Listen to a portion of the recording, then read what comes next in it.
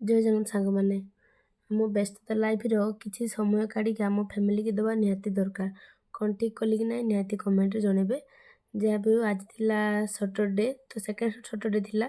ମୋ ପୁଅର ବି ସ୍କୁଲ ଛୁଟି ଥିଲା, ତ ସମସ୍ତେ କହିଲେ ଚାଲ, ମନ ବି କିଛି ଦିନ ଭଲ ଲାଗୁନଥିଲା, କହିଲେ ଚାଲ ଟିକେ ମହାଦେବ କତିକି ଯିବା। ତ ଏମିତି କିଛି ଡିସାଇଡ଼୍ କଲେ ସକାଳେ ଆମେ ଦେଇକି ବାହାରିଲେ ଆମେ ମନ୍ଦିର କୋଟିଲିଙ୍ଗେଶ୍ୱର ଆସିଥିଲେ। ଯଦି କିଏ ବେଙ୍ଗଲୋରରେ ଥିବେ ନିହାତି ଜାଣିଥିବେ କୋଟିଲିଙ୍ଗେଶ୍ୱର ମନ୍ଦିର ବିଷୟରେ। ଆଉ କାହାକୁ କାହାକୁ କୋଟିଲିଙ୍ଗେଶ୍ୱର ମନ୍ଦିର ବି ଭଲ ଲାଗେ ନିହାତି କମେଣ୍ଟରେ କହିବେ। ତ ଏମିତି କିଛି ଥିଲା ଆମର ଆସିବାର ଜର୍ଣ୍ଣି।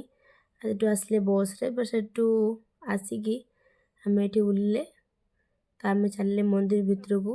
ଆଉ ମନ୍ଦିରର କିଛି ଏମିତିକା ତା'ର ଏଣ୍ଟ୍ରିଟା ଏମିତି କିଛି ଥିଲା କି ବଢ଼ିଆ, ସେଠି ବି ଶାନ୍ତି ଶୃଙ୍ଖଳାରେ ସବୁକିଛି ହୁଏ। ଏମିତି ବ୍ୟାରିକେଡ୍ ଲାଗିଥିଲା ଭିତରେ, ଯେମିତି ଜଗନ୍ନାଥ ମନ୍ଦିର ଯେମିତି ବ୍ୟାରିକେଡ୍ ଲାଗିଥାଏ ସେମିତି ବ୍ୟାରିକେଡ୍ ଲାଗିଥିଲା। ଆଉ ଗୋଟେ କଥା ସାଙ୍ଗମାନେ, ଏଠି କୌଣସି କ୍ୟାମେରା ନେଲେ ବି କିଛି କମ୍ପ୍ଲେନ୍ ନାହିଁ, କି ମୋବାଇଲ୍ ନେଇକି ଭିଡ଼ିଓ ସୁଟ୍ କଲେ ବି କିଛି କମ୍ପ୍ଲେନ୍ ନାହିଁ। ତ ମୁଁ ସେସବୁ କିଛି କରିନଥିଲି, ଖାଲି ଅଳ୍ପ ଟିକେ ଏମିତି କ୍ଲିପ୍ ନେଇଥିଲି। କାହିଁକି ଯେହେତୁ ଆମେ ମନ୍ଦିର ଆସିଛେ, ସେଠି ଫଟୋ ଭିଡ଼ିଓ କରିବା ଠିକ୍ ନୁହେଁ। ତ ଯାହା ବି ହେଉ ମୁଁ ଅଳ୍ପ ଟିକେ ଏମିତି ଭିଡ଼ିଓ କରିନେଇଥିଲି ତା ଭିତରଟା। ବହୁତ ଲୋକ ତ ଆଜିକାଲି ଜାଣିଛନ୍ତି କୋଟିଲିଙ୍ଗେଶ୍ୱର ବିଷୟରେ, ଯିଏ ବେଙ୍ଗଲୋରରେ ଅଛନ୍ତି।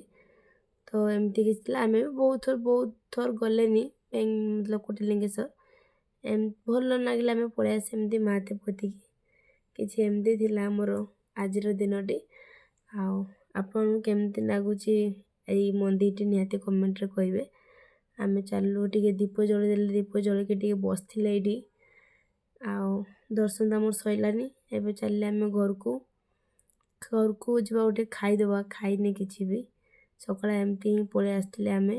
ଏଇଠି ମୋ ପୁଅର କିଛି ଖେଳନା ନେବାର ଥିଲା, ତ ସେ ମନ୍ଦିର ଭିତରେ ଏମିତି କିଛି ଖେଳନା ଦୋକାନ ଅଛି। ଯିଏ ଯାଇଥିବେ କୋଟିଲିଙ୍ଗେଶ୍ୱର ମନ୍ଦିର ସେ ନିହାତି ଜାଣିଥିବେ। ତ ଇଏ ଆମ ବାବୁରାମ ଯିଆଡ଼େ ଯାଆନ୍ତି କିଛି ନ ନେଇକି କେବେ ଆସନ୍ତିନି। ତ ତା ପାଇଁ ଯାଇଥିଲା ଖେଳନା ଦେଖା। ତ ଆମେ ଚାଲିଲୁ ଏବେ ଖାଇବା ପାଇଁ। ଆଜିର ଭିଡ଼ିଓ ଯଦି ଆପଣଙ୍କୁ ଭଲ ଲାଗିଥିବ ନିହାତି ଫଲୋ ଆଣ୍ଡ ସବସ୍କ୍ରାଇବ୍ କରିକି ଯିବେ। ରହୁଛି, ଜୟ ଜଗନ୍ନାଥ, ବାଏ ବାଏ।